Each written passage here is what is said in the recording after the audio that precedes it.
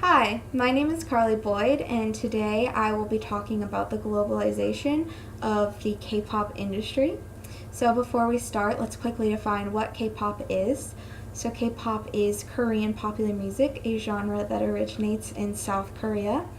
It blends various sounds and influences from other genres all around the world with Korean culture to create a unique sound in the more general popular music genre. Now, K-pop is not just a musical aspect genre, they also include a lot of visual aspects such as fashion, choreography, and high budget, high production music videos. Um, so, in the last 5 to 10 years, K pop's interest in the United States and other Western markets has greatly increased. And today, I want to talk about some of the key factors that have contributed to this, as well as briefly go over some of the history of K pop. So to start, let's start with the beginning. Let's start with some of K-pop's roots, which can be traced all the way back to the early 1900s with the presence of American missionaries in Korea, and through the 50s and 60s with U.S. troops being stationed in South Korea during and after the Korean War. The Western influence greatly changed the music scene in Korea, but it wasn't until the 1990s that Korean pop really took its modern form with the introduction of hip hop, rock, and electronic dance music. In the late 1990s, the three main entertainment companies, SM, YG, and JYP, were formed. It's important to mention that there are other entertainment companies, but those are just the biggest players in the market. Lee Soo-man, the founder of SM Entertainment, actually created what is now a big part of the K-pop industry, the idol group.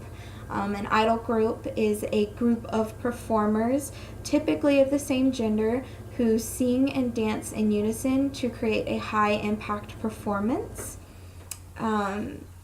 So K-pop, now that we know a little bit of K-pop's history, let's talk more about how K-pop has been able to become successful. Now, K-pop definitely differs than here in the United States with the way that they find their artists and performers, in that in Korea, they cast these artists and put them in training for music, dance, PR, and even sometimes acting. And these companies really invest a lot into these individual idols, as they're called, before they debut as either a solo artist or in a group. And this has enabled the industry to create very well-rounded performers that can consistently perform at a high level. And this, of course, is more of a general reason that K-pop has been successful. But of course, it's also a reason why it's successful here in the United States and in Western markets. But with this next reason, let's get into more why it's become successful here in the West. The internet, of course, has changed so much about our day-to-day lives, and it's changed how we listen to music. Before the internet, you were really limited to the music that you could hear on your radio or see or hear on your TV or purchase in a local store. But now we have a immeasurable collection of music at our fingertips, and this includes K-pop, and it has been able to reach out to way more fans now that the internet is available. Social media as well has allowed K-pop to grow the way that it has. It's allowed fans to become more connected and therefore more invested in their favorite artists and groups, and has allowed them to create their own community to really promote their groups and their artists and grow their visibility and therefore their success. And kind of the last strength and reason for success that I want to talk about is the fact that K-pop is able to grow and evolve despite having quite rigid structure. Um, here in the United States, we're able to talk about a lot more things, whereas in South Korea, there are more confines on what is appropriate to be said and not to be said. But with K-pop, as we can see in the history of it, most artists who are able to push those boundaries and really talk about things that aren't necessarily promoted as a standard of the industry or in society, they are able to be more successful, and specifically be more successful in the global market, and able to connect with a wider range of people. These idols are able to do this through subtext, and as well as visuals in their music videos, and as well they sometimes just come straight out and say it as it is.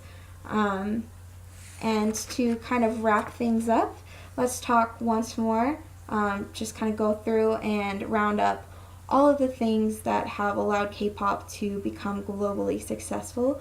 The training of the idols has certainly allowed the K-pop industry to come up with a very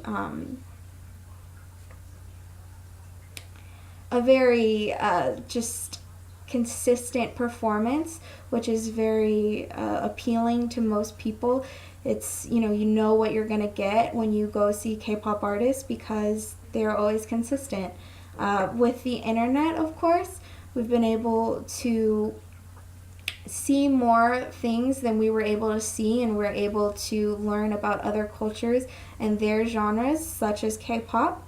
And fans have really been able to connect not only with their favorite artists, but with each other to promote their groups and their artists and widen their visibility. And of course, K-pop's ability to evolve and grow despite having quite strict confines.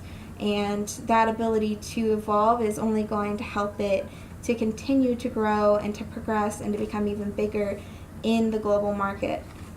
So I hope that you learned something today about K-pop, and that the next time you hear a K-pop song, you understand a little bit more about where it came from and why it's playing on your radio. So, thank you.